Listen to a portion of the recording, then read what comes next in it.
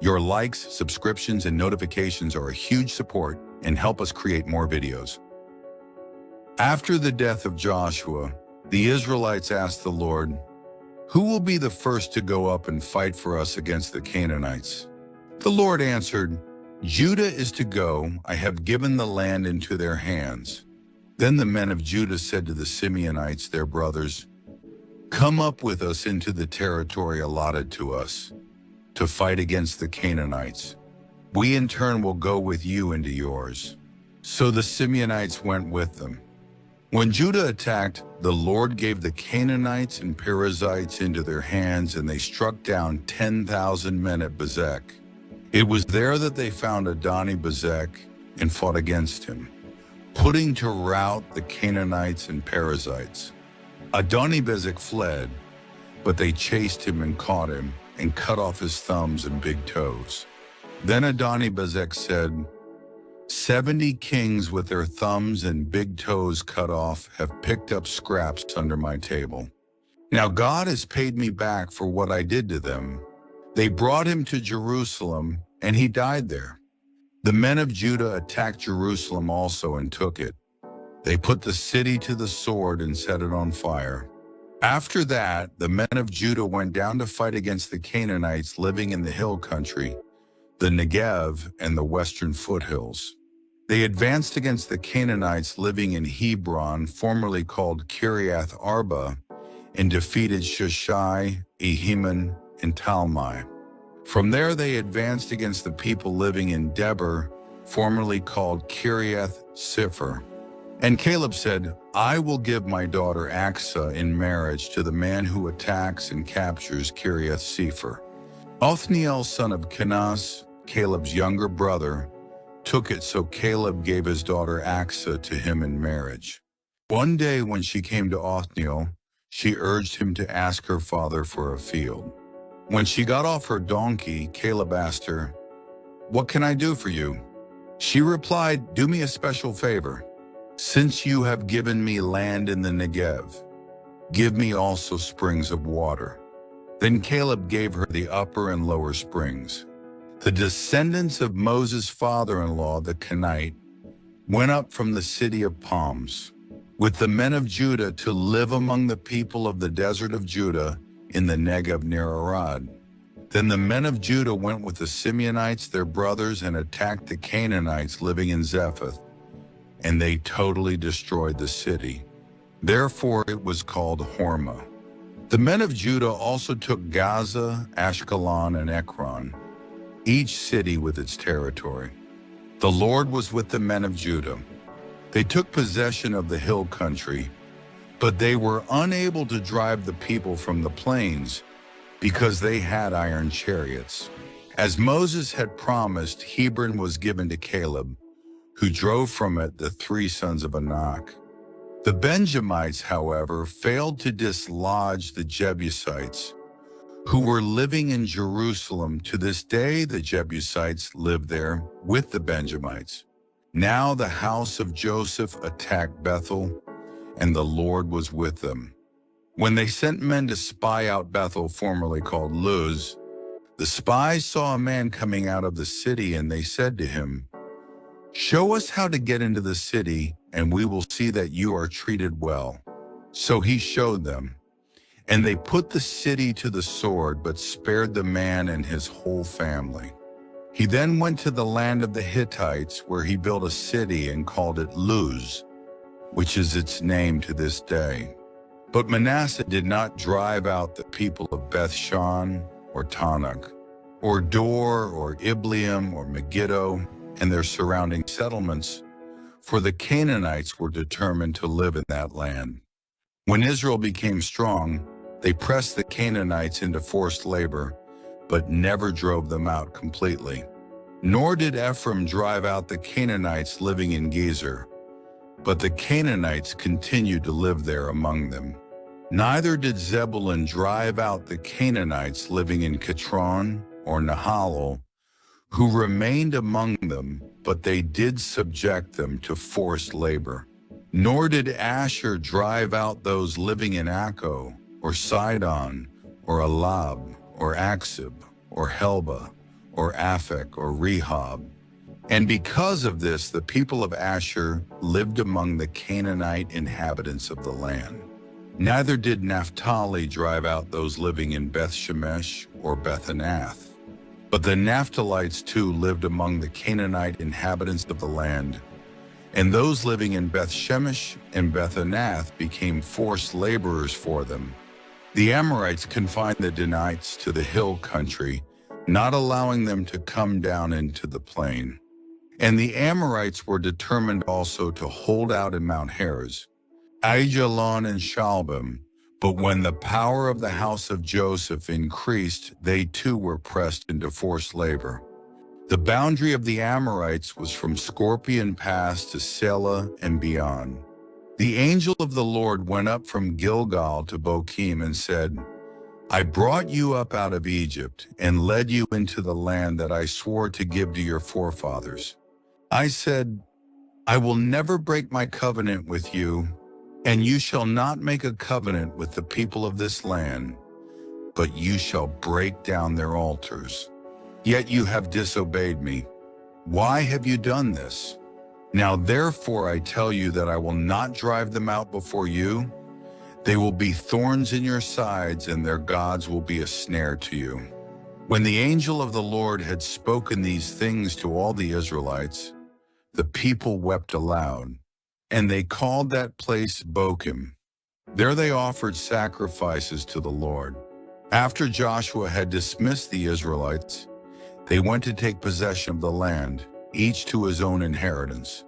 The people served the Lord throughout the lifetime of Joshua and of the elders who outlived him, and who had seen all the great things the Lord had done for Israel. Joshua, son of Nun, the servant of the Lord, died at the age of 110, and they buried him in the land of his inheritance, at Timnath-Heres in the hill country of Ephraim, north of Mount Gush. After that whole generation had been gathered to their fathers, another generation grew up, who knew neither the Lord nor what he had done for Israel.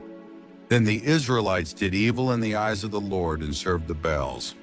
They forsook the Lord, the God of their fathers, who had brought them out of Egypt.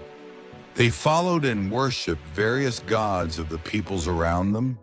They provoked the Lord to anger, because they forsook him and served Baal and the Ashtoreths.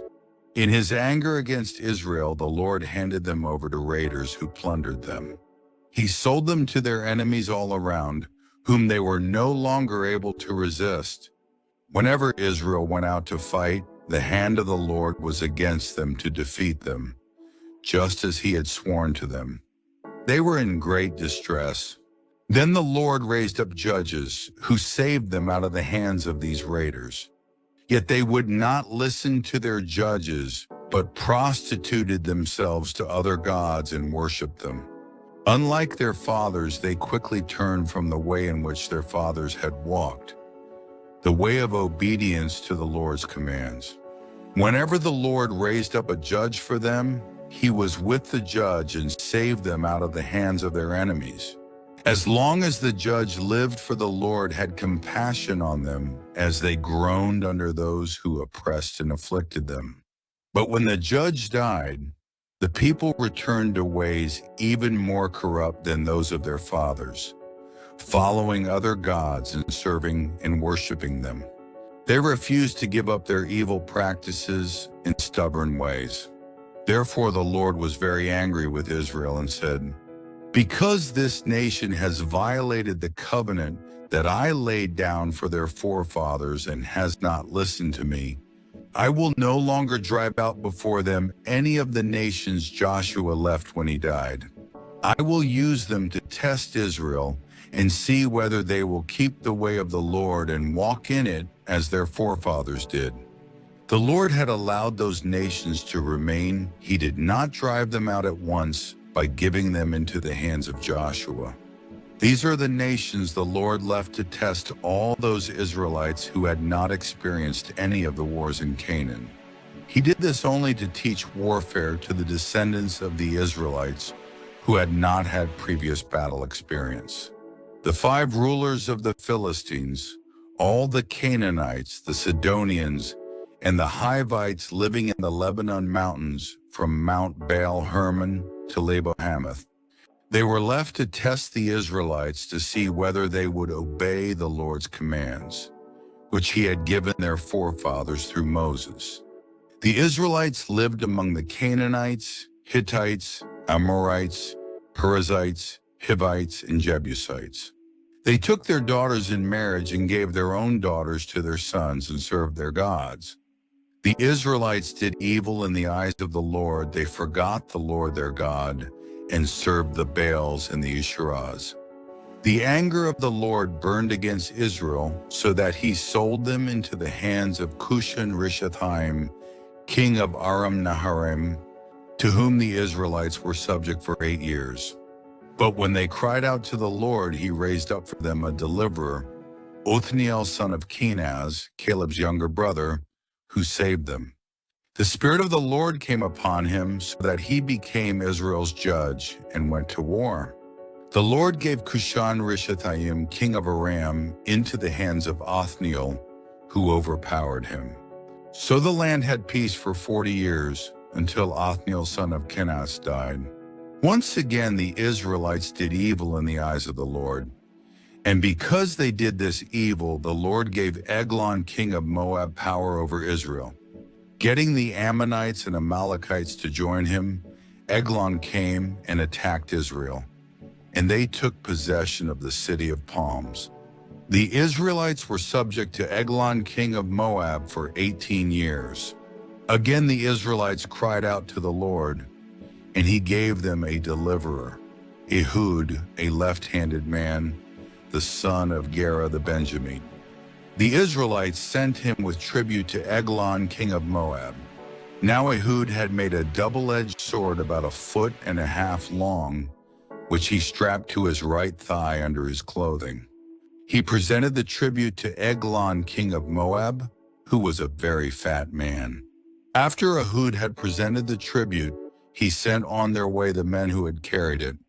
At the idols near Gilgal, he himself turned back and said, "I have a secret message for you, O king." The king said, "Quiet," and all his attendants left him.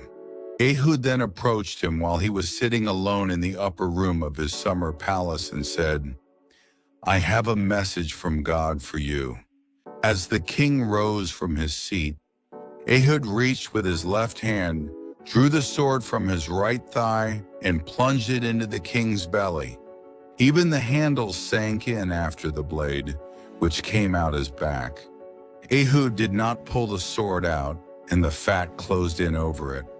Then Ehud went out to the porch. He shut the doors of the upper room behind him and locked them. After he had gone, the servants came and found the doors of the upper room locked. They said he must be relieving himself in the inner room of the house. They waited to the point of embarrassment, but when he did not open the doors of the room, they took a key and unlocked them. There they saw their lord fallen to the floor, dead. While they waited, Ehud got away. He passed by the idols and escaped to Sarah. When he arrived there, he blew a trumpet in the hill country of Ephraim, and the Israelites went down with him from the hills, with him leading them. "Follow me," he ordered, "for the Lord has given Moab, your enemy, into your hands." So they followed him down, and taking possession of the fords of the Jordan that led to Moab, they allowed no one to cross over. At that time they struck down about 10,000 Moabites, all vigorous and strong, not a man escaped.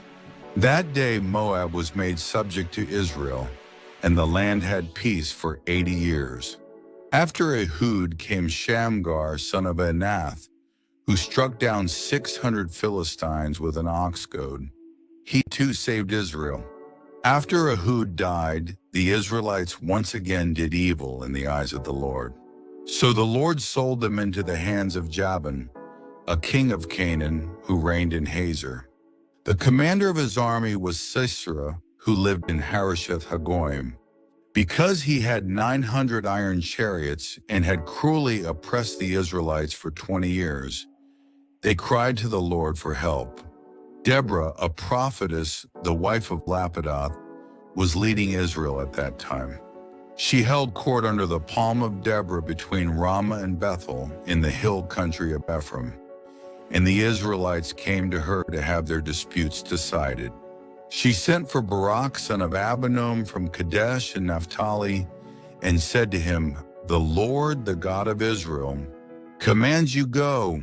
Take with you 10,000 men of Naphtali and Zebulun and lead the way to Mount Tabor. I will lure Sisera, the commander of Jabin's army, with his chariots and his troops to the Kishon River and give him into your hands." Barak said to her, "If you go with me, I will go, but if you don't go with me, I won't go." "Very well," Deborah said, "I will go with you. But because of the way you are going about this, the honor will not be yours, for the Lord will hand Sisera over to a woman." So Deborah went with Barak to Kadesh, where he summoned Zebulun and Naphtali. 10,000 men followed him, and Deborah also went with him. Now Heber the Kenite had left the other Kenites, the descendants of Hobab, Moses' brother-in-law, and pitched his tent by the great tree in Zananim near Kadesh. When they told Sisera that Barak son of Abinoam had gone up to Mount Tabor, Sisera gathered together his 900 iron chariots and all the men with him, from Harosheth Hagoyim to the Kishon River. Then Deborah said to Barak, "Go! This is the day the Lord has given Sisera into your hands. Has not the Lord gone ahead of you?" So Barak went down Mount Tabor, followed by 10,000 men. At Barak's advance, the Lord routed Sisera and all his chariots and army by the sword, and Sisera abandoned his chariot and fled on foot. But Barak pursued the chariots and army as far as Harosheth Hagoyim. All the troops of Sisera fell by the sword, not a man was left. Sisera, however, fled on foot to the tent of Jael, the wife of Heber the Kenite, because there were friendly relations between Jabin king of Hazor and the clan of Heber the Kenite. Jael went out to meet Sisera and said to him, "Come, my lord, come right in. Don't be afraid." So he entered her tent, and she put a covering over him. "I'm thirsty," he said. "Please give me some water." She opened a skin of milk, gave him a drink, and covered him up.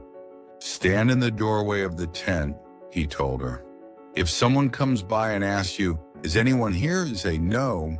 But Jael, Heber's wife, picked up a tent peg and a hammer and went quietly to him while he lay fast asleep, exhausted.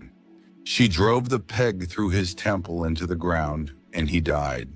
Barak came by in pursuit of Sisera, and Jael went out to meet him. "Come," she said, "I will show you the man you're looking for." So he went in with her, and there lay Sisera with the tent peg through his temple dead. On that day God subdued Jabin, the Canaanite king, before the Israelites. And the hand of the Israelites grew stronger and stronger against Jabin, the Canaanite king, until they destroyed him. On that day Deborah and Barak son of Abinoam sang this song. When the princes in Israel take the lead, when the people willingly offer themselves, praise the Lord. Hear this, you kings. Listen, you rulers. I will sing to the Lord. I will sing, I will make music to the Lord, the God of Israel. O Lord, when you went out from Seir, when you marched from the land of Edom, the earth shook, the heavens poured, the clouds poured down water. The mountains quaked before the Lord, the one of Sinai before the Lord, the God of Israel. In the days of Shamgar, son of Anath, in the days of Joel, the roads were abandoned, travelers took to winding paths. Village life in Israel ceased until I, Deborah, arose a mother in Israel. When they chose new gods, war came to the city gates, and not a shield or spear was seen among 40,000 in Israel. My heart is with Israel's princes, with the willing volunteers among the people. Praise the Lord. You who ride on white donkeys sitting on your saddle blankets, and you who walk along the road, consider the voice of the singers at the watering places. They recite the righteous acts of the Lord, the righteous acts of his warriors in Israel. Then the people of the Lord went down to the city gates. Wake up, Deborah. Wake up, break out in song. Arise, O Barak. Take captive your captives, O son of Abinoam. Then the men who were left came down to the nobles. The people of the Lord came to me with the mighty. Some came from Ephraim, whose roots were in Amalek. Benjamin was with the people who followed you. From Machir captains came down, from Zebulun those who bear a commander's staff. The princes of Issachar were with Deborah. Yes, Issachar was with Barak, rushing after him into the valley. In the districts of Reuben, there was much searching of heart. Why did you stay among the campfires to hear the whistling for the flocks? In the districts of Reuben, there was much searching of heart. Gilead stayed beyond the Jordan. And Dan, why did he linger by the ships? Asher remained on the coast and stayed in his coves. The people of Zebulun risked their very lives, so did Naphtali on the heights of the field. Kings came, they fought. The kings of Canaan fought at Tanakh by the waters of Megiddo, but they carried off no silver, no plunder. From the heavens the stars fought, from their courses they fought against Sisera. The river Kishon swept them away, the age-old river, the river Kishon. March on, my soul, be strong. Then thundered the horses' hoofs, galloping, galloping, go his mighty steeds. Curse Meroz, said the angel of the Lord. Curse its people bitterly, because they did not come to help the Lord against the mighty. Most blessed of women be Jael, the wife of Heber the Kenite, most blessed of tent-dwelling women. He asked for water, and she gave him milk in a bowl fit for nobles. She brought him curdled milk. Her hand reached for the tent peg, her right hand for the workman's hammer. She struck Sisera, she crushed his head, she shattered and pierced his temple. At her feet he sank, he fell, there he lay. At her feet he sank, he fell where he sank, there he fell dead. Through the window peered Sisera's mother behind the lattice. She cried out, why is his chariot so long in coming? Why is the clatter of his chariots delayed? The wisest of her ladies answer her indeed. She keeps saying to herself, are they not finding and dividing the spoils, a girl or two for each man? Colorful garments as plunder for Sisera, colorful garments embroidered, highly embroidered garments for my neck. All this is plunder? So may all your enemies perish, O Lord. But may they who love you be like the sun when it rises in its strength. Then the land had peace 40 years. Again the Israelites did evil in the eyes of the Lord, and for 7 years he gave them into the hands of the Midianites. Because the power of Midian was so oppressive, the Israelites prepared shelters for themselves in mountain clefts, caves, and strongholds. Whenever the Israelites planted their crops, the Midianites, Amalekites, and other eastern peoples invaded the country. They camped on the land and ruined the crops all the way to Gaza, and did not spare a living thing for Israel, neither sheep nor cattle nor donkeys. They came up with their livestock and their tents like swarms of locusts. It was impossible to count the men and their camels. They invaded the land to ravage it.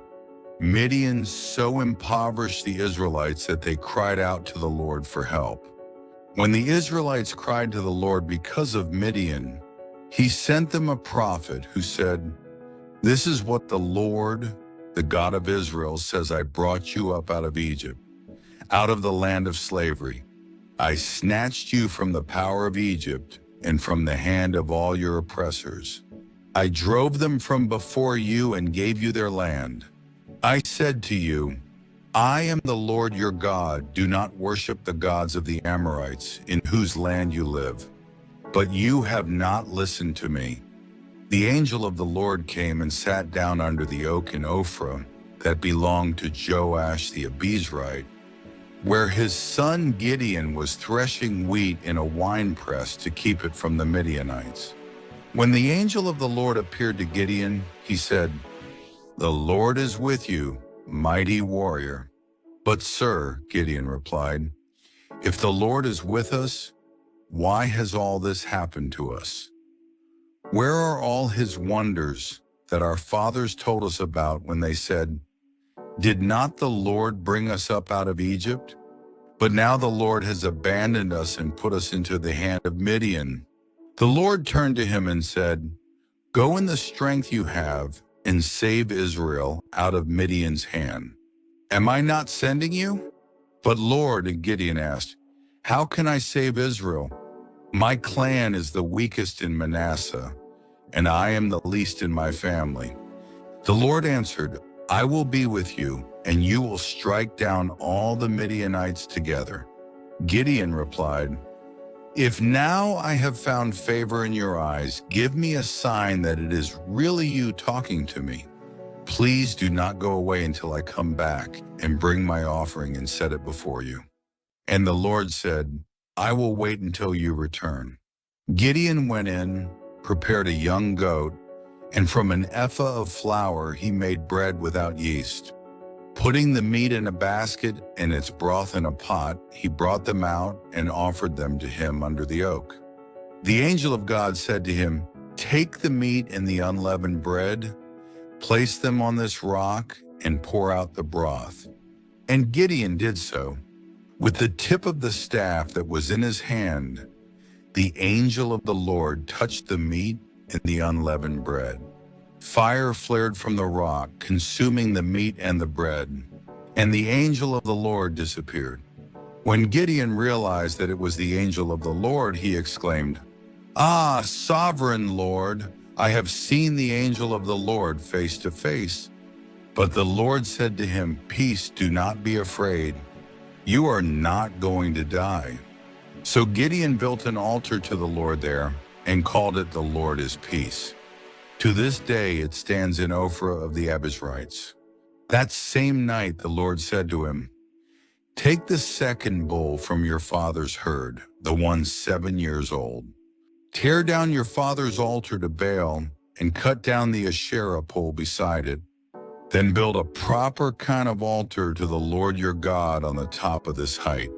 Using the wood of the Asherah pole that you cut down, offer the second bull as a burnt offering. So Gideon took 10 of his servants and did as the Lord told him.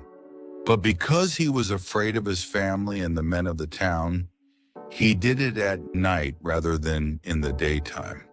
In the morning when the men of the town got up, there was Baal's altar demolished, with the Asherah pole beside it cut down, and the second bull sacrificed on the newly built altar. They asked each other, Who did this? When they carefully investigated, they were told, Gideon, son of Joash, did it. The men of the town demanded of Joash, Bring out your son. He must die because he has broken down Baal's altar and cut down the Asherah pole beside it. But Joash replied to the hostile crowd around him, Are you going to plead Baal's cause? Are you trying to save him? Whoever fights for him shall be put to death by morning. If Baal really is a god, he can defend himself when someone breaks down his altar. So that day they called Gideon Jerubbaal, saying, Let Baal contend with him, because he broke down Baal's altar. Now all the Midianites, Amalekites, and other eastern peoples joined forces and crossed over the Jordan and camped in the valley of Jezreel. Then the Spirit of the Lord came upon Gideon, and he blew a trumpet, summoning the Abiezrites to follow him.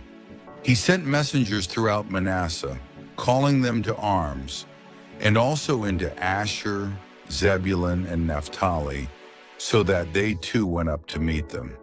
Gideon said to God, "If you will save Israel by my hand as you have promised, look, I will place a wool fleece on the threshing floor. If there is dew only on the fleece and all the ground is dry, then I will know that you will save Israel by my hand, as you said." And that is what happened. Gideon rose early the next day. He squeezed the fleece and wrung out the dew, a bowl full of water. Then Gideon said to God, "Do not be angry with me. Let me make just one more request. Allow me one more test with the fleece. This time make the fleece dry and the ground covered with dew." That night God did so. Only the fleece was dry, all the ground was covered with dew. Early in the morning, Jerubbaal, that is, Gideon and all his men camped at the spring of Harod. The camp of Midian was north of them in the valley near the hill of Moreh. The Lord said to Gideon, "You have too many men for me to deliver Midian into their hands. In order that Israel may not boast against me that her own strength has saved her, announce now to the people, anyone who trembles with fear may turn back and leave Mount Gilead." So 22,000 men left, while 10,000 remained. But the Lord said to Gideon, "There are still too many men. Take them down to the water, and I will sift them for you there. If I say, 'This one shall go with you,' he shall go. But if I say, 'This one shall not go with you,' he shall not go." So Gideon took the men down to the water. There the Lord told him, "Separate those who lap the water with their tongues like a dog from those who kneel down to drink." 300 men lapped with their hands to their mouths. All the rest got down on their knees to drink. The Lord said to Gideon, "With the 300 men that lapped, I will save you and give the Midianites into your hands. Let all the other men go, each to his own place." So Gideon sent the rest of the Israelites to their tents, but kept the 300, who took over the provisions and trumpets of the others. Now the camp of Midian lay below him in the valley. During that night the Lord said to Gideon, "Get up, go down against the camp, because I am going to give it into your hands. If you are afraid to attack, go down to the camp with your servant Deborah, and listen to what they are saying. Afterward, you will be encouraged to attack the camp." So he and Deborah his servant went down to the outposts of the camp. The Midianites, the Amalekites, and all the other eastern peoples had settled in the valley, thick as locusts. Their camels could no more be counted than the sand on the seashore. Gideon arrived just as a man was telling a friend his dream. "I had a dream," he was saying. "A round loaf of barley bread came tumbling into the Midianite camp. It struck the tent with such force that the tent overturned and collapsed." His friend responded, "This can be nothing other than the sword of Gideon, son of Joash, the Israelite. God has given the Midianites and the whole camp into his hands." When Gideon heard the dream and its interpretation, he worshiped God. He returned to the camp of Israel and called out, "Get up! The Lord has given the Midianite camp into your hands." Dividing the 300 men into 3 companies, he placed trumpets and empty jars in the hands of all of them, with torches inside. "Watch me," he told them. "Follow my lead. When I get to the edge of the camp, do exactly as I do. When I and all who are with me blow our trumpets, then from all around the camp blow yours and shout, 'For the Lord and for Gideon.'" Gideon and the 100 men with him reached the edge of the camp at the beginning of the middle watch, just after they had changed the guard. They blew their trumpets and broke the jars that were in their hands. The 3 companies blew the trumpets and smashed the jars. Grasping the torches in their left hands and holding in their right hands the trumpets they were to blow, they shouted, "A sword for the Lord and for Gideon!" While each man held his position around the camp, All the Midianites ran, crying out as they fled. When the 300 trumpets sounded, the Lord caused the men throughout the camp to turn on each other with their swords. The army fled to Beth-shittah towards Zererah, as far as the border of Abel-Meholah near Tabbath. Israelites from Naphtali, Asher, and all Manasseh were called out, and they pursued the Midianites. Gideon sent messengers throughout the hill country of Ephraim, saying, "Come down against the Midianites and seize the waters of the Jordan ahead of them as far as Beth-barah."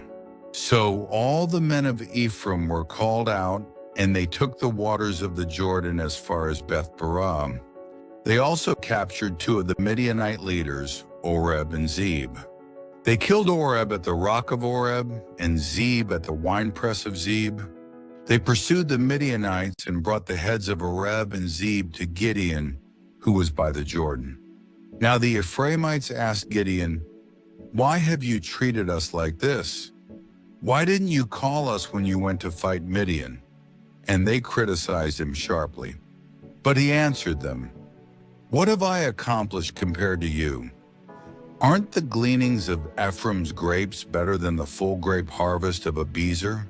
God gave Oreb and Zeb, the Midianite leaders, into your hands. What was I able to do compared to you?" At this, their resentment against him subsided. Gideon and his 300 men, exhausted yet keeping up the pursuit, came to the Jordan and crossed it. He said to the men of Succoth, "Give my troops some bread, they are worn out, and I am still pursuing Zebah and Zalmunna, the kings of Midian." But the officials of Succoth said, "Do you already have the hands of Zebah and Zalmunna in your possession? Why should we give bread to your troops?" Then Gideon replied, "Just for that, when the Lord has given Zebah and Zalmunna into my hand, I will tear your flesh with desert thorns and briars." From there he went up to Peniel and made the same request of them. But they answered as the men of Succoth had. So he said to the men of Peniel, "When I return in triumph, I will tear down this tower." Now Zebah and Zalmunna were in Karkor with a force of about 15,000 men. All that were left of the armies of the eastern peoples, 120,000 swordsmen, had fallen. Gideon went up by the route of the nomads east of Nobah and Jogbehah, and fell upon the unsuspecting army. Zebah and Zalmunna, the 2 kings of Midian, fled, but he pursued them and captured them, routing their entire army. Gideon, son of Joash, then returned from the battle by the pass of Heres. He caught a young man of Succoth and questioned him, and the young man wrote down for him the names of the 77 officials of Succoth, the elders of the town.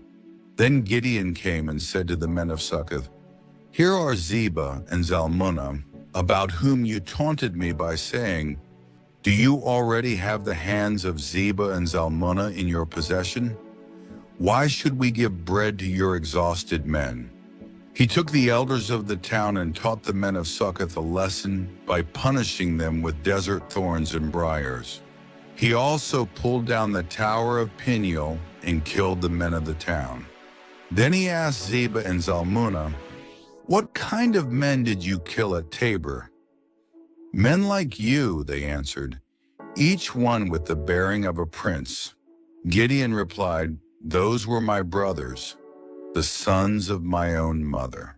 As surely as the Lord lives, if you had spared their lives, I would not kill you." Turning to Jether, his oldest son, he said, "Kill them!" But Jether did not draw his sword, because he was only a boy and was afraid. Zebah and Zalmunna said, "Come, do it yourself. As is the man, so is his strength." So Gideon stepped forward and killed them, and took the ornaments off their camels' necks. The Israelites said to Gideon, "Rule over us, you, your son, and your grandson, because you have saved us out of the hand of Midian." But Gideon told them, "I will not rule over you, nor will my son rule over you. The Lord will rule over you." And he said, "I do have one request, that each of you give me an earring from your share of the plunder." It was the custom of the Ishmaelites to wear gold earrings. They answered, "We'll be glad to give them." So they spread out a garment, and each man threw a ring from his plunder onto it. The weight of the gold rings he asked for came to 1,700 shekels, not counting the ornaments, the pendants, and the purple garments worn by the kings of Midian, or the chains that were on their camels' necks. Gideon made the gold into an ephod, which he placed in Ophrah, his town. All Israel prostituted themselves by worshiping it there, and it became a snare to Gideon and his family. Thus Midian was subdued before the Israelites and did not raise its head again. During Gideon's lifetime, the land enjoyed peace 40 years. Jerubbaal, son of Joash, went back home to live. He had 70 sons of his own, for he had many wives. His concubine, who lived in Shechem, also bore him a son whom he named Abimelech. Gideon, son of Joash, died at a good old age and was buried in the tomb of his father Joash in Ophrah of the Abiezrites. No sooner had Gideon died than the Israelites again prostituted themselves to the Baals. They set up Baal-berith as their god and did not remember the Lord their God, who had rescued them from the hands of all their enemies on every side. They also failed to show kindness to the family of Jerubbaal, that is Gideon, for all the good things he had done for them. Abimelech, son of Jerubbaal, went to his mother's brothers in Shechem and said to them and to all his mother's clan, "Ask all the citizens of Shechem, which is better for you to have all 70 of Jerubbaal's sons rule over you, or just one man? Remember, I am your flesh and blood." When the brothers repeated all this to the citizens of Shechem, they were inclined to follow Abimelech, for they said, "He is our brother." They gave him 70 shekels of silver from the temple of Baal-berith, and Abimelech used it to hire reckless adventurers who became his followers. He went to his father's home in Ophrah, and on one stone murdered his 70 brothers, the sons of Jerubbaal. But Jotham, the youngest son of Jerubbaal, escaped by hiding. Then all the citizens of Shechem and Beth Millo gathered beside the great tree at the pillar in Shechem to crown Abimelech king. When Jotham was told about this, he climbed up on the top of Mount Gerizim and shouted to them, "Listen to me, citizens of Shechem, so that God may listen to you." One day the trees went out to anoint a king for themselves. They said to the olive tree, "Be our king." But the olive tree answered, "Should I give up my oil by which both gods and men are honored, to hold sway over the trees?" Next the trees said to the fig tree, "Come and be our king." But the fig tree replied, "Should I give up my fruit, so good and sweet, to hold sway over the trees?" Then the trees said to the vine, "Come and be our king." But the vine answered, "Should I give up my wine, which cheers both gods and men, to hold sway over the trees?" Finally all the trees said to the thorn bush, "Come and be our king." The thorn bush said to the trees, "If you really want to anoint me king over you, come and take refuge in my shade. But if not, then let fire come out of the thorn bush and consume the cedars of Lebanon.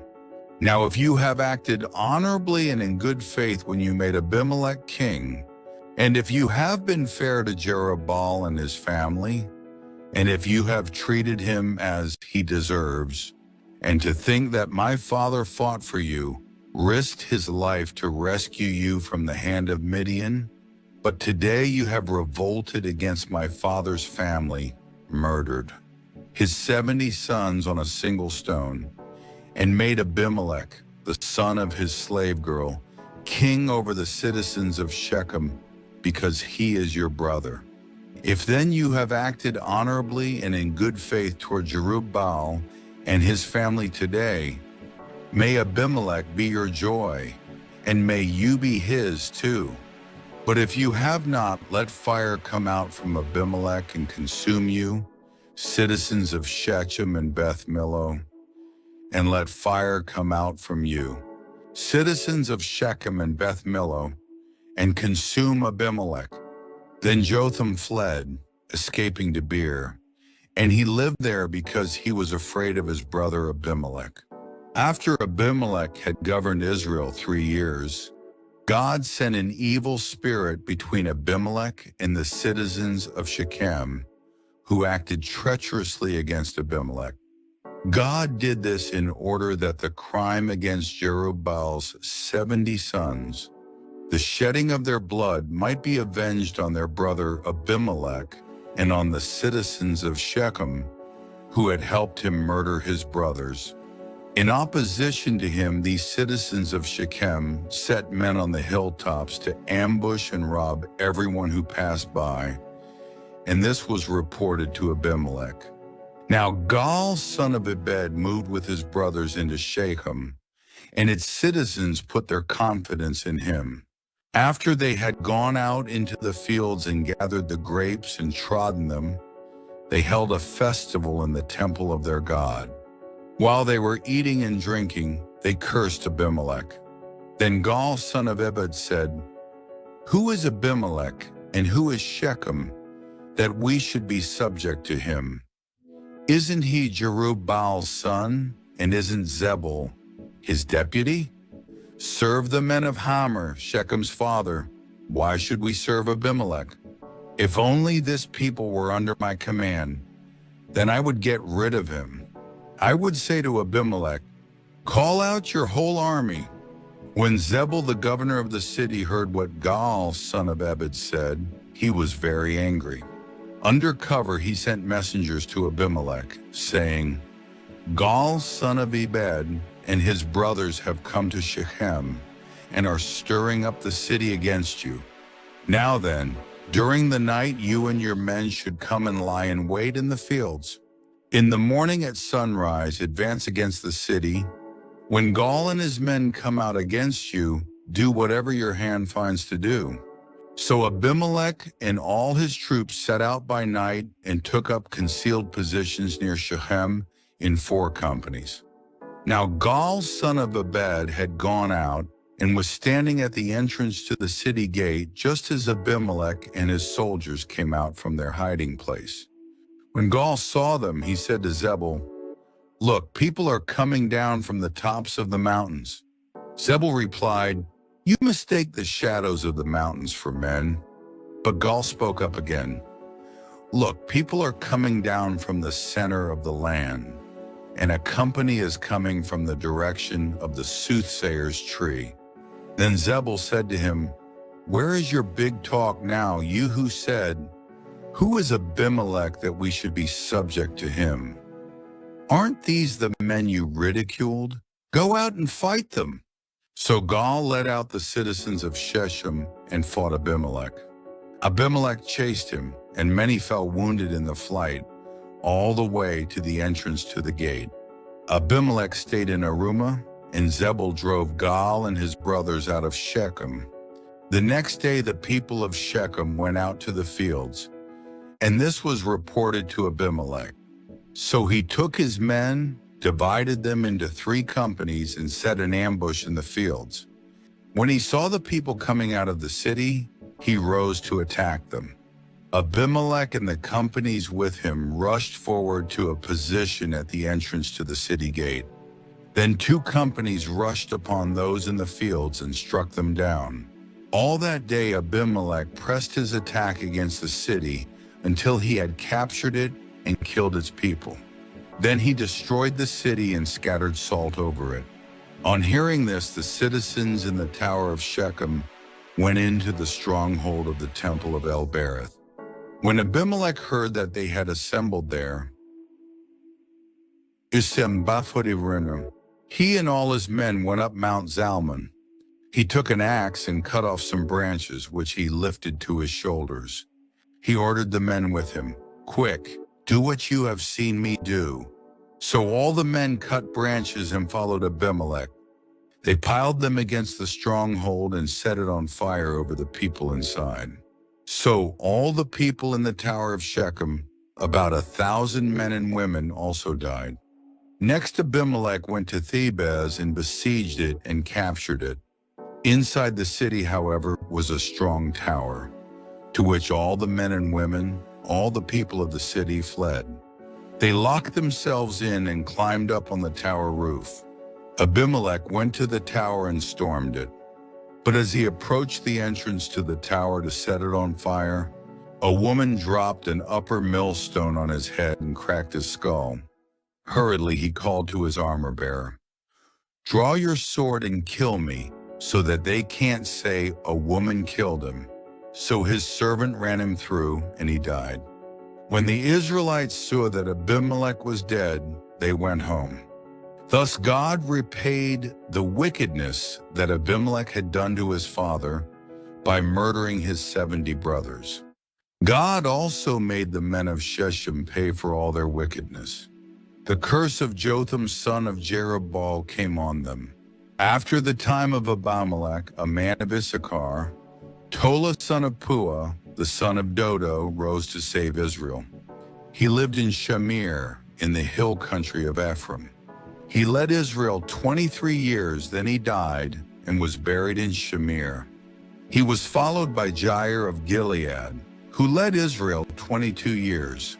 He had 30 sons who rode 30 donkeys. They controlled 30 towns in Gilead, which to this day are called Havoth Jair. When Jair died, he was buried in Carmel. Again, the Israelites did evil in the eyes of the Lord. They served the Baals and the Ashtoreths, and the gods of Aram, the gods of Sidon, the gods of Moab, the gods of the Ammonites, and the gods of the Philistines. And because the Israelites forsook the Lord and no longer served him, he became angry with them. He sold them into the hands of the Philistines and the Ammonites, who that year shattered and crushed them. For 18 years they oppressed all the Israelites on the east side of the Jordan in Gilead, the land of the Amorites. The Ammonites also crossed the Jordan to fight against Judah. Benjamin and the house of Ephraim and Israel was in great distress. Then the Israelites cried out to the Lord, "We have sinned against you, forsaking our God and serving the Baals." The Lord replied, "When the Egyptians, the Amorites, the Ammonites, the Philistines, the Sidonians, the Amalekites, and the Maonites oppressed you, and you cried to me for help, did I not save you from their hands? But you have forsaken me and served other gods, so I will no longer save you. Go and cry out to the gods you have chosen. Let them save you when you are in trouble." But the Israelites said to the Lord, "We have sinned. Do with us whatever you think best, but please rescue us now." Then they got rid of the foreign gods among them and served the Lord. And he could bear Israel's misery no longer. When the Ammonites were called to arms and camped in Gilead, the Israelites assembled and camped at Mizpah. The leaders of the people of Gilead said to each other, "Whoever will launch the attack against the Ammonites will be the head of all those living in Gilead." Jephthah the Gileadite was a mighty warrior. His father was Gilead, his mother was a prostitute. Gilead's wife also bore him sons, and when they were grown up, they drove Jephthah away. "You are not going to get any inheritance in our family," they said, "because you are the son of another woman." So Jephthah fled from his brothers and settled in the land of Tob, where a group of adventurers gathered around him and followed him. Sometime later, when the Ammonites made war on Israel, the elders of Gilead went to get Jephthah from the land of Tob. "Come, they said, be our commander so we can fight the Ammonites." Jephthah said to them, "Didn't you hate me and drive me from my father's house? Why do you come to me now when you're in trouble?"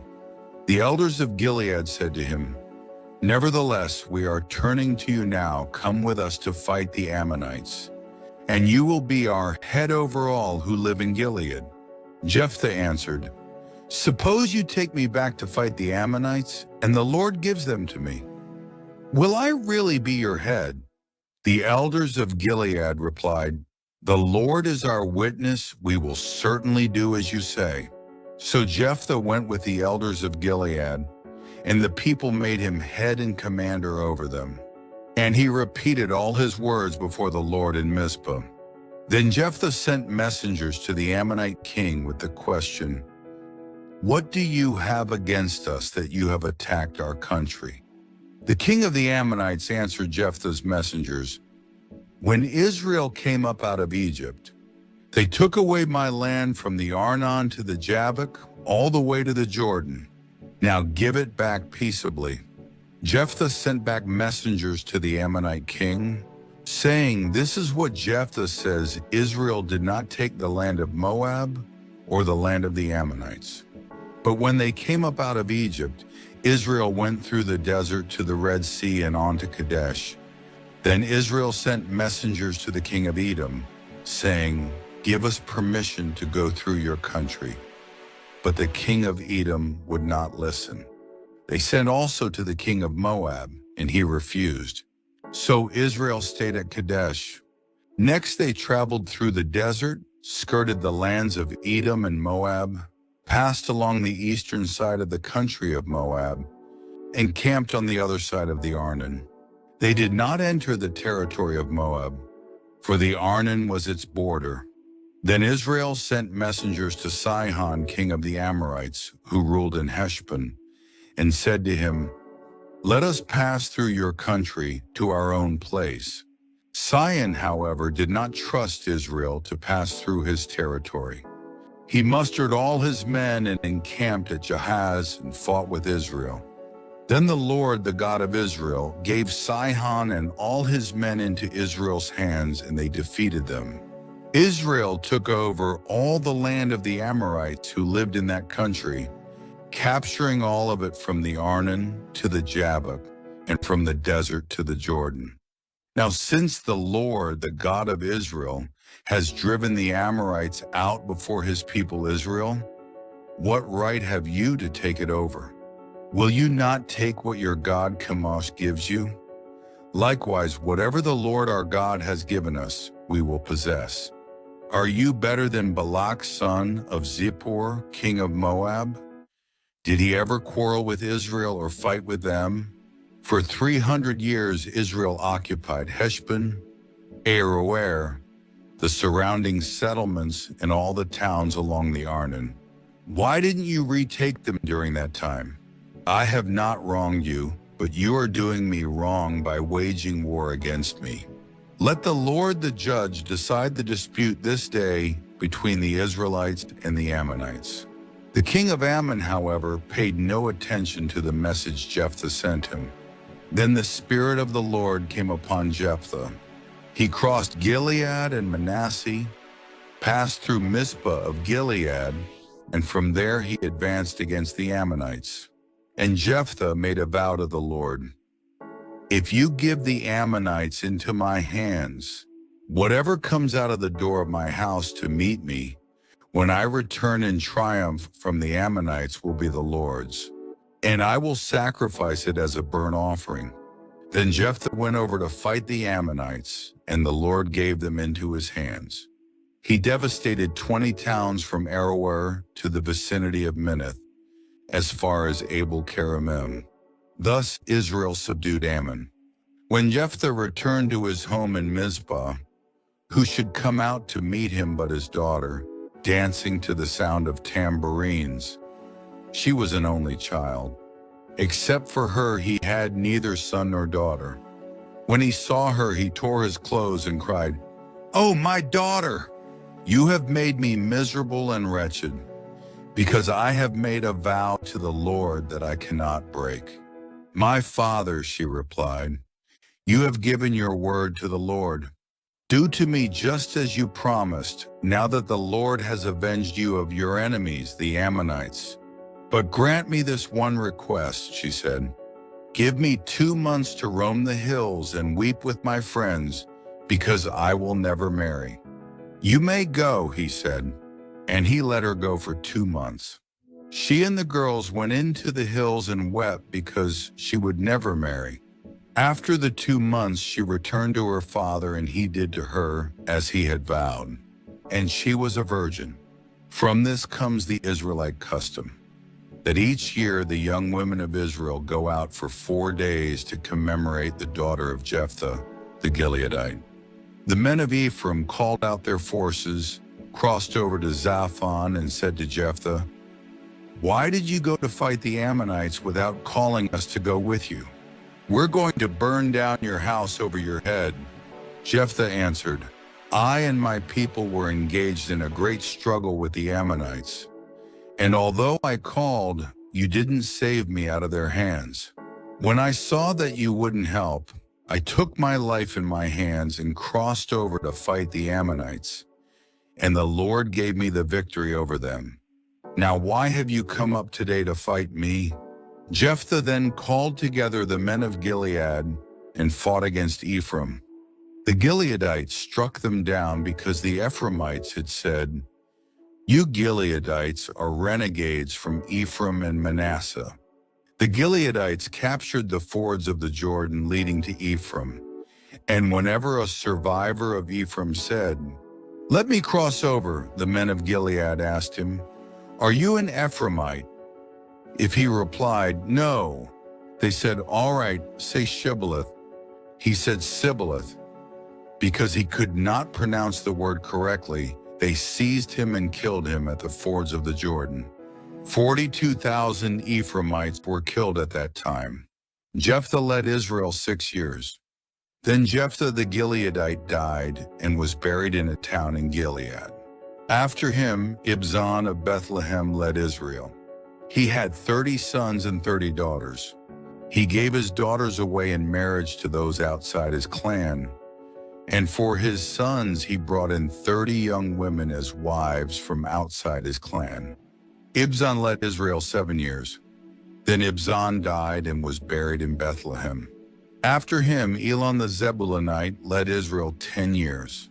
Then Elon died and was buried in Ajalon in the land of Zebulun. After him, Abdon son of Hillel from Pirathon led Israel. He had 40 sons and 30 grandsons who rode on 70 donkeys. He led Israel 8 years. Then Abdon son of Hillel died and was buried at Pirathon in Ephraim, in the hill country of the Amalekites. Again the Israelites did evil in the eyes of the Lord, so the Lord delivered them into the hands of the Philistines for 40 years.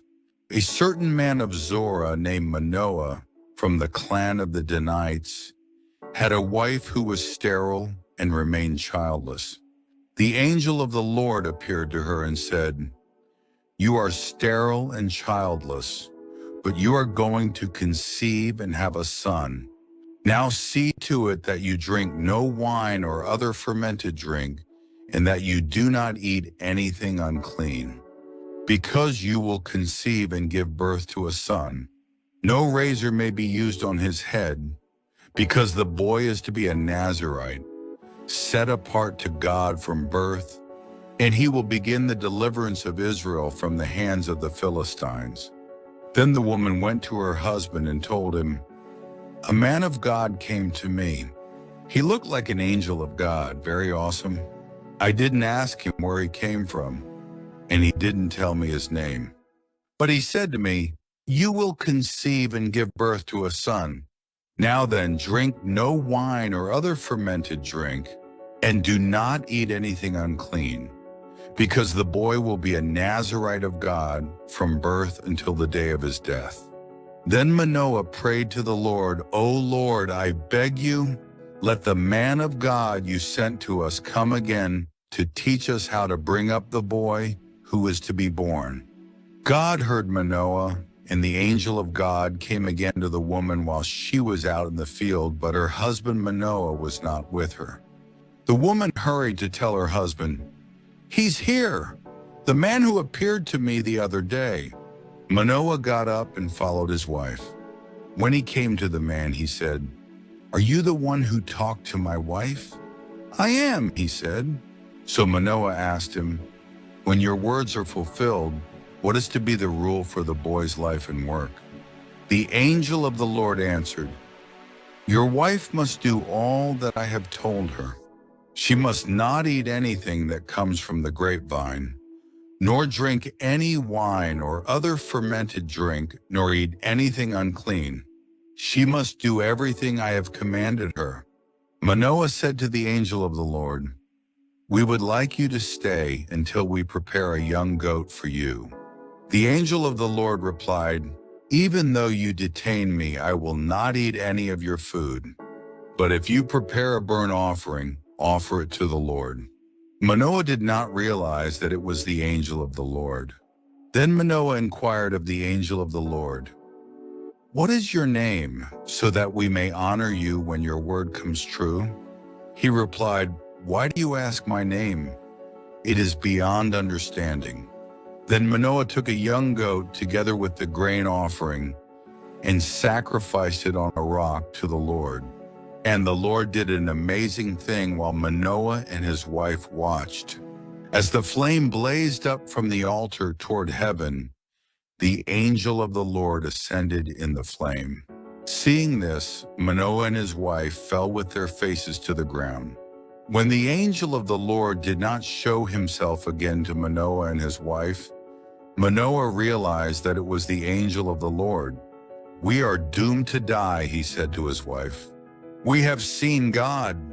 But his wife answered, "If the Lord had meant to kill us, he would not have accepted a burnt offering and grain offering from our hands, nor shown us all these things, or now told us this." The woman gave birth to a boy and named him Samson. He grew and the Lord blessed him, and the Spirit of the Lord began to stir him while he was in Mahanadan, between Zorah and Eshtaol. Samson went down to Timnah and saw there a young Philistine woman. When he returned, he said to his father and mother, "I have seen a Philistine woman in Timnah, now get her for me as my wife."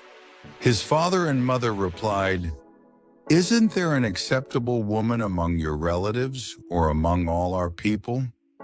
Must you go to the uncircumcised Philistines to get a wife?"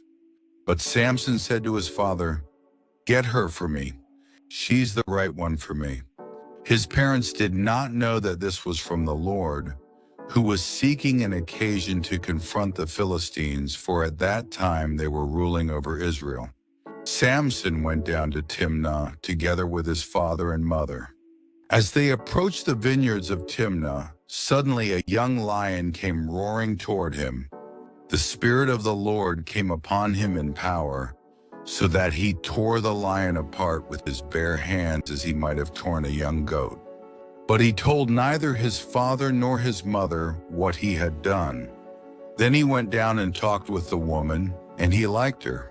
Some time later, when he went back to marry her, he turned aside to look at the lion's carcass. In it was a swarm of bees and some honey, which he scooped out with his hands and ate as he went along. When he rejoined his parents, he gave them some, and they too ate it. But he did not tell them that he had taken the honey from the lion's carcass. Now his father went down to see the woman, and Samson made a feast there, as was customary for bridegrooms. When he appeared, he was given 30 companions. "Let me tell you a riddle," Samson said to them.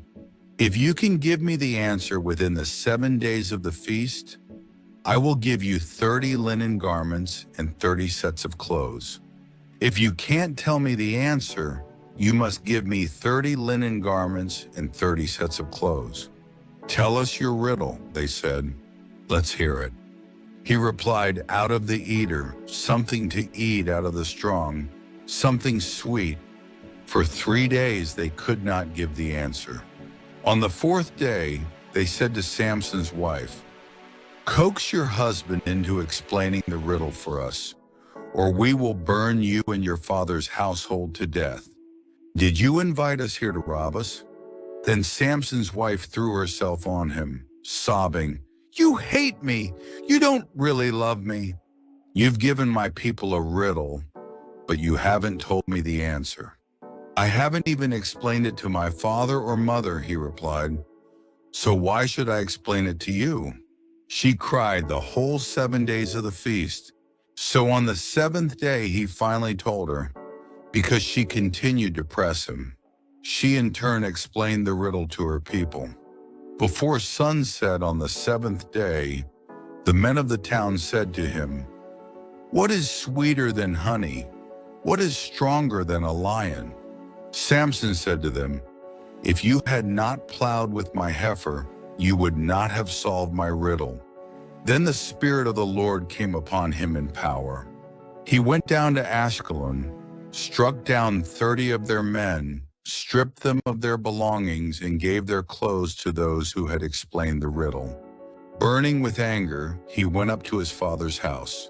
And Samson's wife was given to the friend who had attended him at his wedding. Later on, at the time of wheat harvest, Samson took a young goat and went to visit his wife.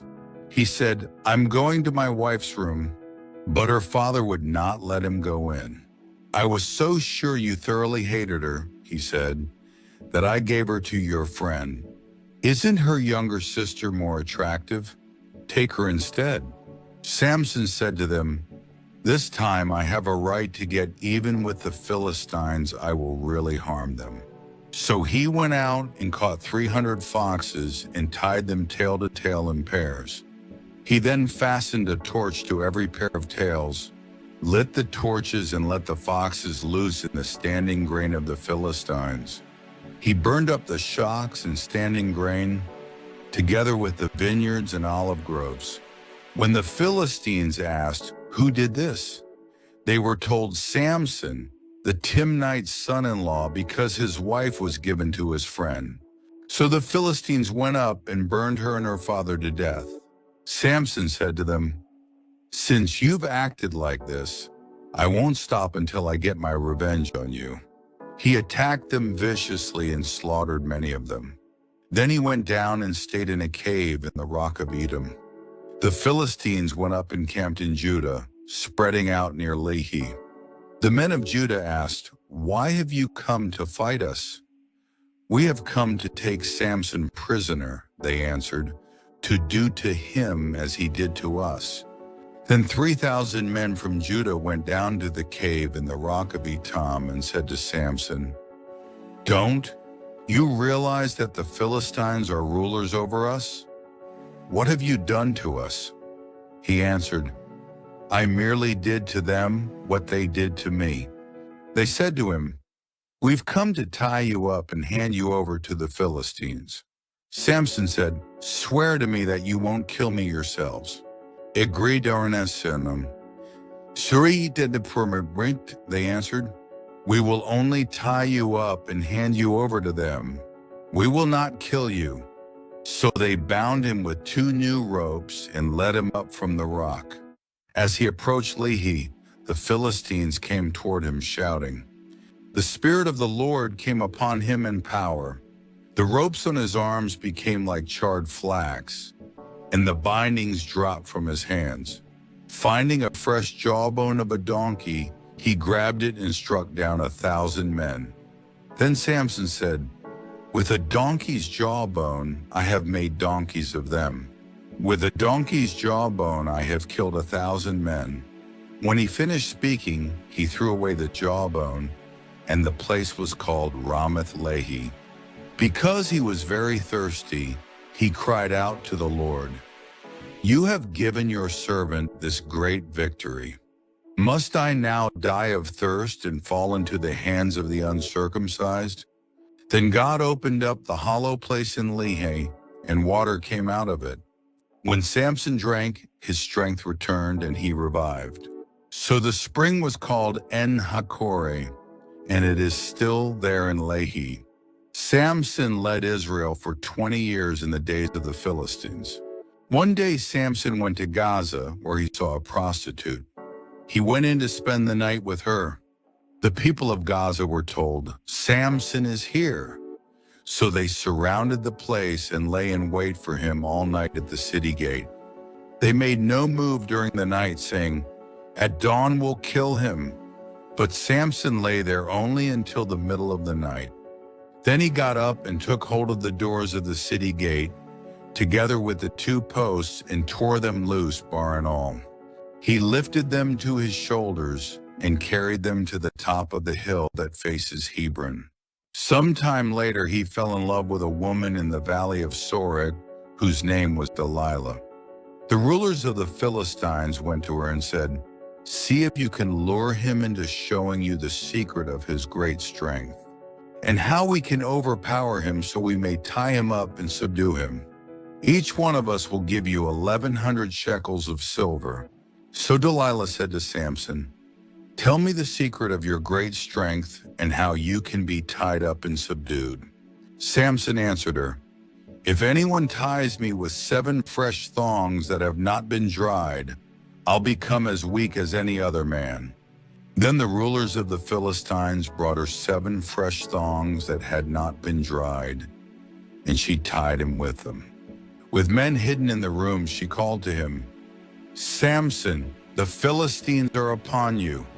But he snapped the thongs as easily as a piece of string snaps when it comes close to a flame. So the secret of his strength was not discovered. Then Delilah said to Samson, "You have made a fool of me, you lied to me. Come now, tell me how you can be tied." He said, "If anyone ties me securely with new ropes that have never been used, I'll become as weak as any other man." So Delilah took new ropes and tied him with them. Then with men hidden in the room, she called to him, "Samson, the Philistines are upon you." But he snapped the ropes off his arms as if they were threads.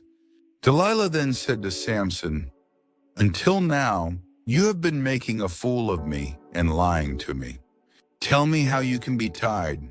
He replied, "If you weave the 7 braids of my head into the fabric on the loom and tighten it with the pin, I'll become as weak as any other man." So while he was sleeping, Delilah took the 7 braids of his head, wove them into the fabric, and tightened it with the pin. Again she called to him, "Samson, the Philistines are upon you." He awoke from his sleep and pulled up the pin and the loom with the fabric. Then she said to him, "How can you say, 'I love you,' when you won't confide in me? This is the 3rd time you have made a fool of me and haven't told me the secret of your great strength." With such nagging, she prodded him day after day until he was tired to death. So he told her everything. "No razor has ever been used on my head," he said, "because I have been a Nazirite set apart to God since birth. If my head were shaved, my strength would leave me, and I would become as weak as any other man." When Delilah saw that he had told her everything, she sent word to the rulers of the Philistines, "Come back once more, he has told me everything." So the rulers of the Philistines returned with the silver in their hands. Having put him to sleep on her lap, she called a man to shave off the 7 braids of his hair, and so began to subdue him, and his strength left him. Then she called, "Samson, the Philistines are upon you." He awoke from his sleep and thought, "I'll go out as before and shake myself free." But he did not know that the Lord had left him. Then the Philistines seized him, gouged out his eyes, and took him down to Gaza. Binding him with bronze shackles, they set him to grinding in the prison. But the hair on his head began to grow again after it had been shaved. Now the rulers of the Philistines assembled to offer a great sacrifice to Dagon their god and to celebrate, saying, "Our God has delivered Samson, our enemy, into our hands." When the people saw him, they praised their God, saying, "Our God has delivered our enemy into our hands, the one who laid waste our land and multiplied our slain." While they were in high spirits, they shouted, "Bring out Samson to entertain us." So they called Samson out of the prison, and he performed for them. When they stood him among the pillars, Samson said to the servant who held his hand, Put me where I can feel the pillars that support the temple, so that I may lean against them." Now the temple was crowded with men and women. All the rulers of the Philistines were there, and on the roof were about 3,000 men and women watching Samson perform. Then Samson prayed to the Lord, "O sovereign Lord, remember me. O God, please strengthen me just once more, and let me with one blow get revenge on the Philistines for my 2 eyes." Then Samson reached toward the 2 central pillars on which the temple stood, bracing himself against them, his right hand on the one and his left hand on the other. Samson said, "Let me die with the Philistines." Then he pushed with all his might, and down came the temple on the rulers and all the people in it. Thus he killed many more when he died than while he lived. Then his brothers and his father's whole family went down to get him. They brought him back and buried him between Zorah and Eshtaol in the tomb of Manoah, his father. He had led Israel 20 years. Now a man named Micah from the hill country of Ephraim said to his mother, "The 1,100 shekels of silver that were taken from you, and about which I heard you utter a curse, I have that silver with me, I took it." Then his mother said, "The Lord bless you, my son." When he returned the 1,100 shekels of silver to his mother, she said, "I solemnly consecrate my silver to the Lord for my son to make a carved image and a cast idol. I will give it back to you." So he returned the silver to his mother, and she took 200 shekels of silver and gave them to a silversmith, who made them into the image and the idol. And they were put in Micah's house. Now this man Micah had a shrine, and he made an ephod and some idols and installed one of his sons as his priest. In those days Israel had no king, everyone did as he saw fit. A young Levite from Bethlehem in Judah, who had been living within the clan of Judah, left that town in search of some other place to stay. On his way, he came to Micah's house in the hill country of Ephraim. Micah asked him, "Where are you from?" "I'm a Levite from Bethlehem in Judah," he said, "and I'm looking for a place to stay." Then Micah said to him, "Live with me and be my father and priest, and I'll give you 10 shekels of silver a year, your clothes and your food." So the Levite agreed to live with him, and the young man was to him like one of his sons.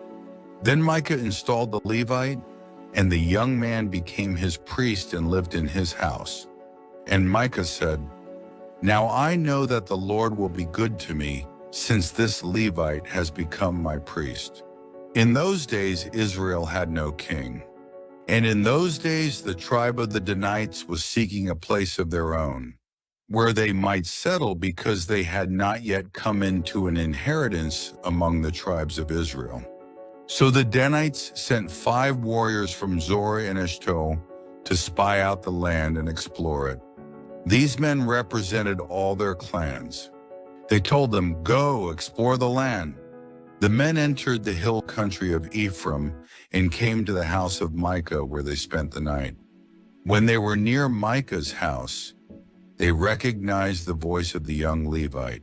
So they turned in there and asked him, "Who brought you here? What are you doing in this place? Why are you here?" He told them what Micah had done for him and said, "He has hired me, and I am his priest." Then they said to him, "Please inquire of God to learn whether our journey will be successful." The priest answered them, "Go in peace. Your journey has the Lord's approval." So the 5 men left and came to Laish, where they saw that the people were living in safety, like the Sidonians, unsuspecting and secure. And since their land lacked nothing, they were prosperous. Also, they lived a long way from the Sidonians and had no relationship with anyone else. When they returned to Zorah and Eshtaol, their brothers asked them, "How did you find things?" They answered, "Come on, let's attack them." We have seen that the land is very good. Aren't you going to do something? Don't hesitate to go there and take it over. When you get there, you will find an unsuspecting people in a spacious land that God has put into your hands, a land that lacks nothing whatever. Then 600 men from the clan of the Danites, armed for battle, set out from Zorah and Eshtaol. On their way, they set up camp near Kiriath Jearim in Judah. This is why the place west of Kiriath Jearim is called Mahane Dan to this day. From there they went on to the hill country of Ephraim and came to Micah's house. Then the 5 men who had spied out the land of Laish said to their brothers, "Do you know that one of these houses has an ephod, other household gods, a carved image and a cast idol? Now you know what to do." So they turned in there and went to the house of the young Levite at Micah's place and greeted him. The 600 Danites, armed for battle, stood at the entrance to the gate. The 5 men who had spied out the land went inside and took the carved image, the ephod, the other household gods, and the cast idol, while the priest and the 600 armed men stood at the entrance to the gate. When these men went into Micah's house and took the carved image, the ephod, the other household gods, and the cast idol, the priest said to them, "What are you doing?" They answered him, "Be quiet, don't say a word. Come with us and be our father and priest. Isn't it better that you serve a tribe and clan in Israel as priest rather than just one man's household?" Then the priest was glad. He took the ephod, the other household gods, and the carved image, and went along with the people. Putting their little children, their livestock, and their possessions in front of them, they turned away and left. When they had gone some distance from Micah's house, the men who lived near Micah were called together and overtook the Danites. As they shouted after them, the Danites turned and said to Micah, "What's the matter with you that you called out your men to fight?" He replied, "You took the gods I made and my priest and went away. What else do I have? How can you ask me, 'What's the matter with you?'" The Danites answered, "Don't argue with us, or some hot-tempered men will attack you, and you and your family will lose your lives." So the Danites went their way, and Micah, seeing that they were too strong for him, turned around and went back home. Then they took what Micah had made and his priest and went on to Laish against a peaceful and unsuspecting people. They attacked them with the sword and burned down their city. There was no one to rescue them because they lived a long way from Sidon and had no relationship with anyone else. The city was in a valley near Beth Rehob. The Danites rebuilt the city and settled there. They named it Dan after their forefather Dan, who was born to Israel, though the city used to be called Laish. There the Danites set up for themselves the idols. And Jonathan, son of Gershom, the son of Moses, and his sons were priests for the tribe of Dan until the time of the captivity of the land. They continued to use the idols Micah had made all the time the house of God was in Shiloh. In those days, Israel had no king. Now a Levite who lived in a remote area in the hill country of Ephraim took a concubine from Bethlehem in Judah. But she was unfaithful to him. She left him and went back to her father's house in Bethlehem, Judah. After she had been there 4 months, her husband went to her to persuade her to return. He had with him his servant and 2 donkeys. She took him into her father's house, and when her father saw him, he gladly welcomed him. His father-in-law, the girl's father, prevailed upon him to stay, so he remained with him 3 days, eating and drinking and sleeping there. On the 4th day they got up early and he prepared to leave. But the girl's father said to his son-in-law, "Refresh yourself with something to eat, then you can go." So the two of them sat down to eat and drink together. Afterward, the girl's father said, "Please stay tonight and enjoy yourself." And when the man got up to go, his father-in-law persuaded him, so he stayed there that night. On the morning of the fifth day, when he rose to go, the girl's father said, "Refresh yourself.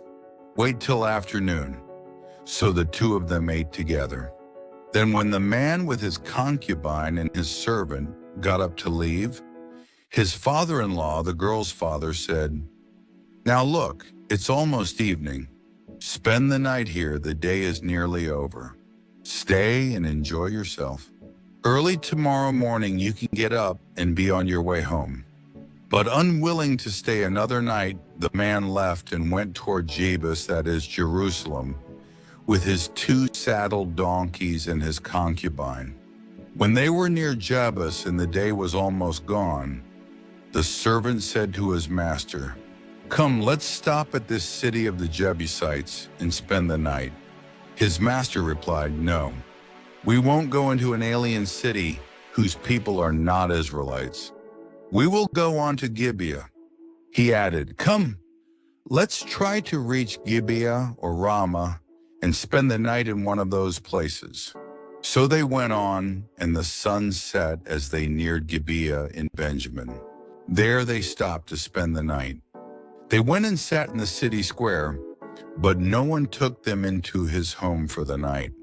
That evening, an old man from the hill country of Ephraim, who was living in Gibeah, the men of the place were Benjamites, came in from his work in the fields.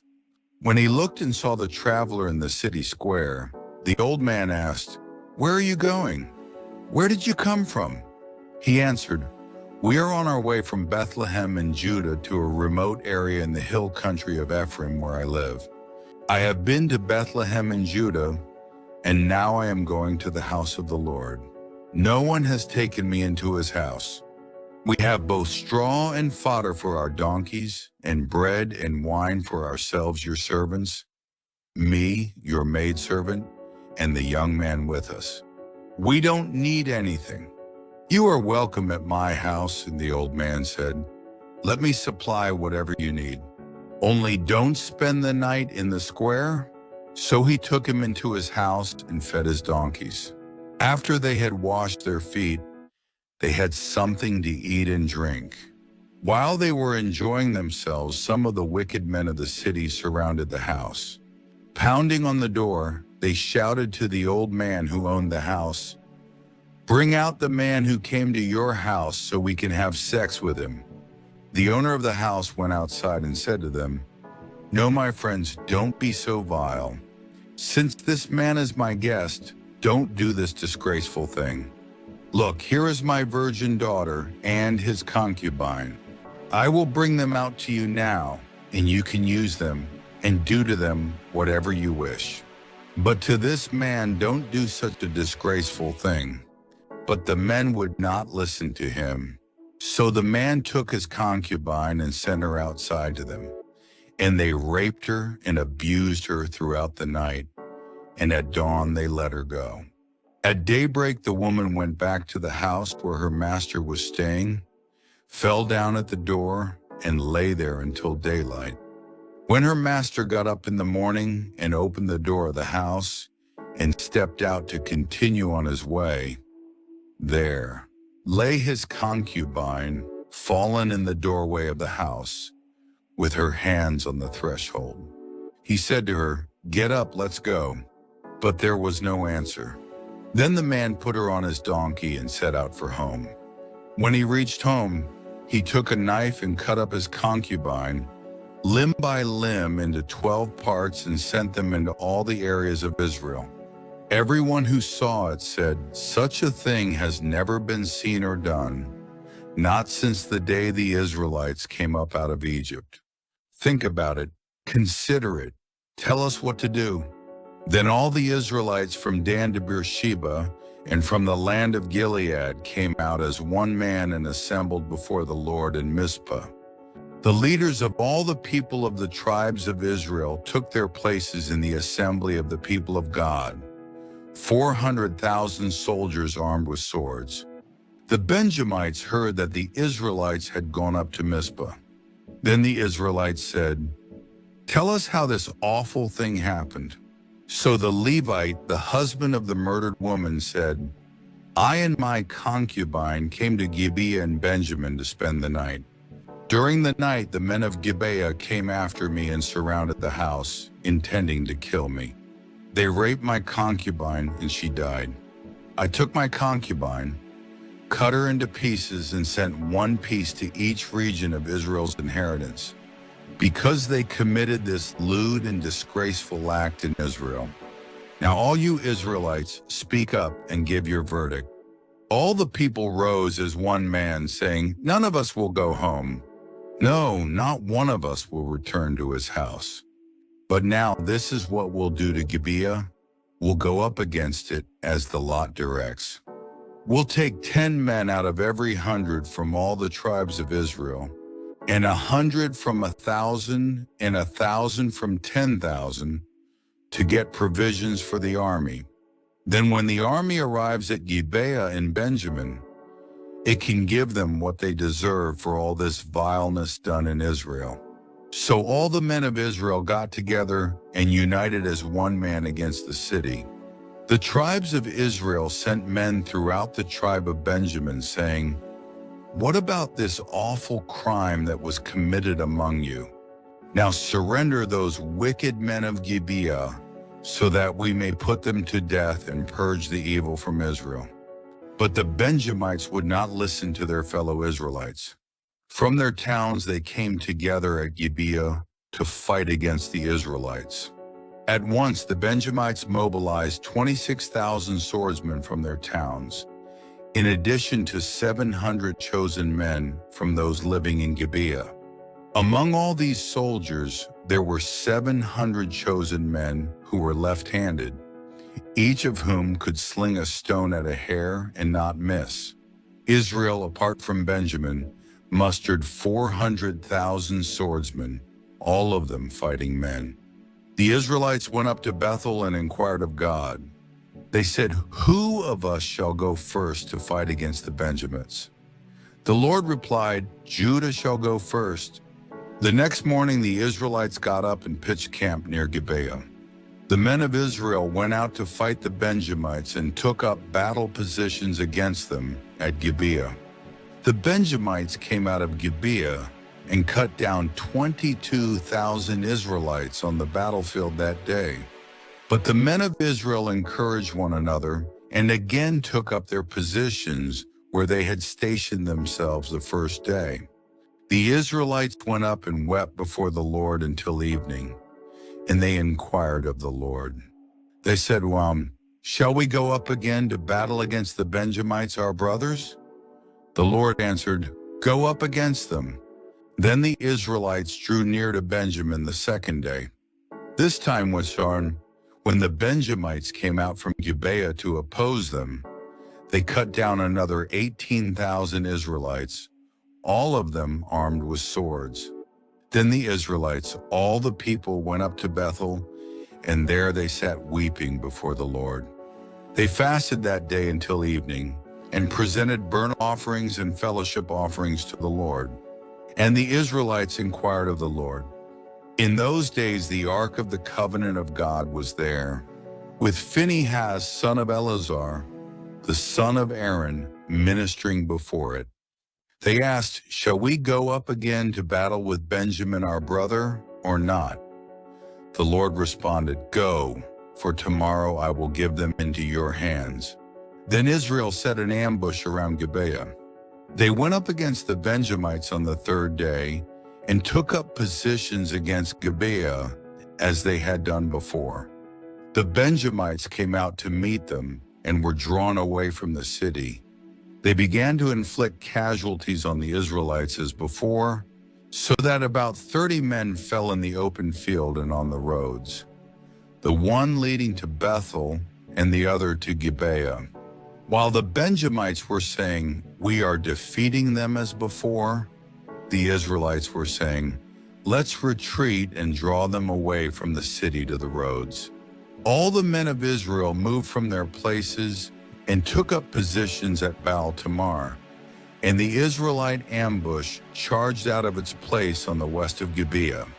Then 10,000 of Israel's finest men made a frontal attack on Gibeah. The fighting was so heavy that the Benjamites did not realize how near disaster was. The Lord defeated Benjamin before Israel, and on that day the Israelites struck down 2,500 Benjamites, all armed with swords.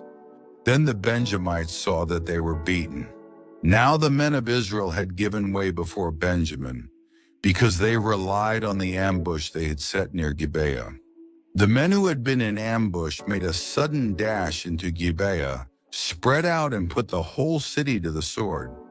The men of Israel had arranged with the ambush that they should send up a great cloud of smoke from the city, and then the men of Israel would turn in the battle.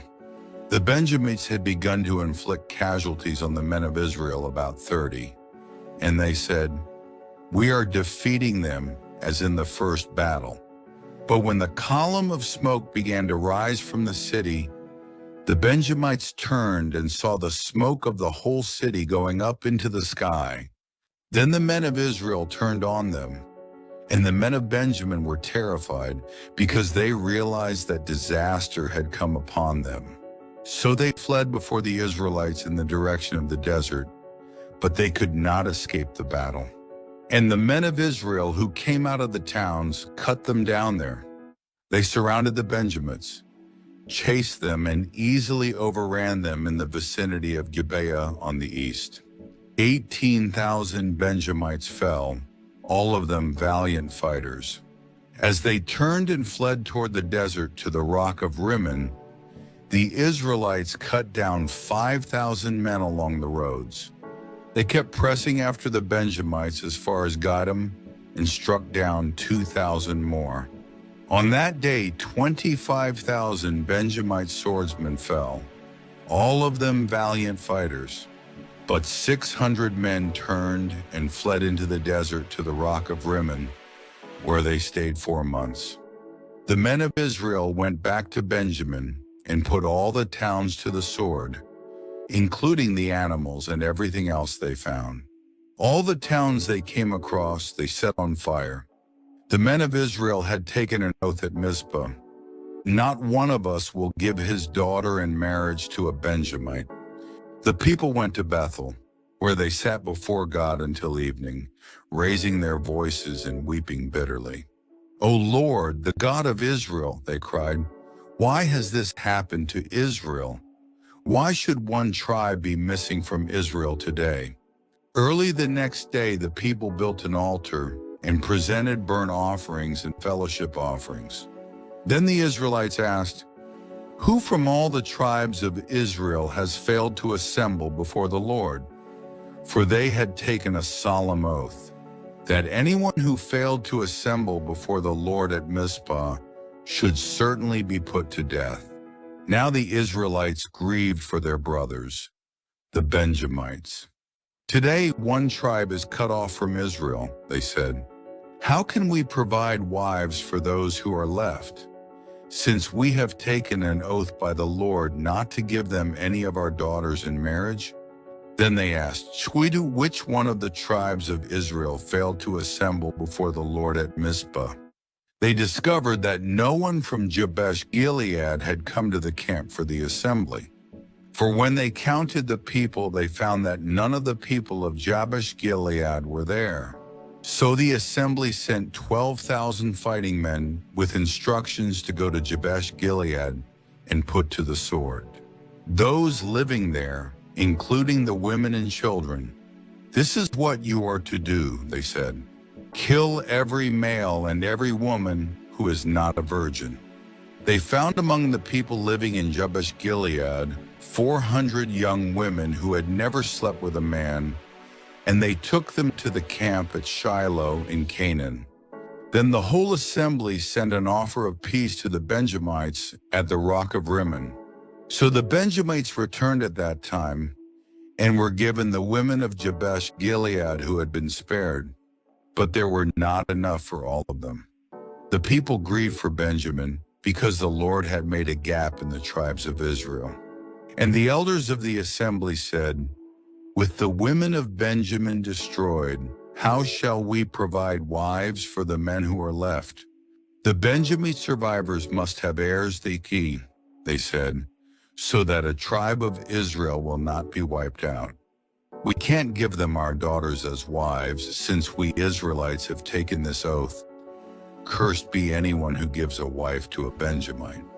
But look, there is the annual festival of the Lord in Shiloh, to the north of Bethel and east of the road that goes from Bethel to Shechem, and to the south of Labana." So they instructed the Benjamites, saying, "Go and hide in the vineyards and watch. When the girls of Shiloh come out to join in the dancing, then rush from the vineyards, and each of you seize a wife from the girls of Shiloh and go to the land of Benjamin. When their fathers or brothers complain to us, we will say to them, 'Do us a kindness by helping them, because we did not get wives for them during the war. And you are innocent, since you did not give your daughters to them.'" So that is what the Benjamites did. While the girls were dancing, each man caught one and carried her off to be his wife. Then they returned to their inheritance and rebuilt the towns and settled in them. At that time the Israelites left that place and went home to their tribes and clans, each to his own inheritance. In those days Israel had no king, everyone did as he saw fit.